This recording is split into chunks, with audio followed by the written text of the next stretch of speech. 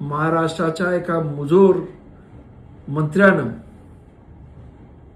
ज्या गणतंत्र दिवसाचं औचित्य साधून कार्यक्रम करत होता तिथे डॉक्टर बाबासाहेब आंबेडकरांचं जाणीवपूर्वक नाव न घेणं हा म्हणजे त्याच्या डोक्यामध्ये असणारा मनुवादी किडा वळवळला असं मी समजतो.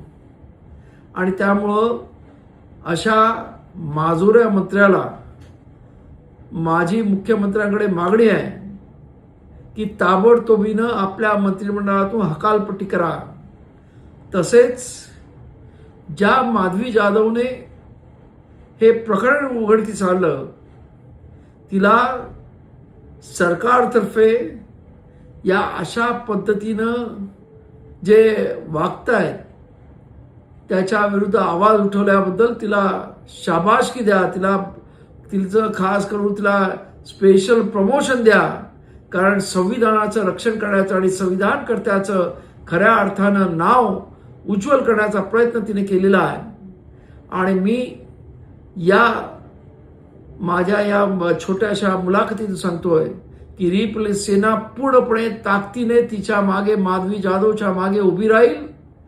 माधवी जाधवना आमची पूर्ण ताकद लागेल एवढं मी सांगतो. आणि आंबेडकरी जनतेने सुद्धा माधवी जाधवच्या पाठीमागे ताकदीने उभं राहा.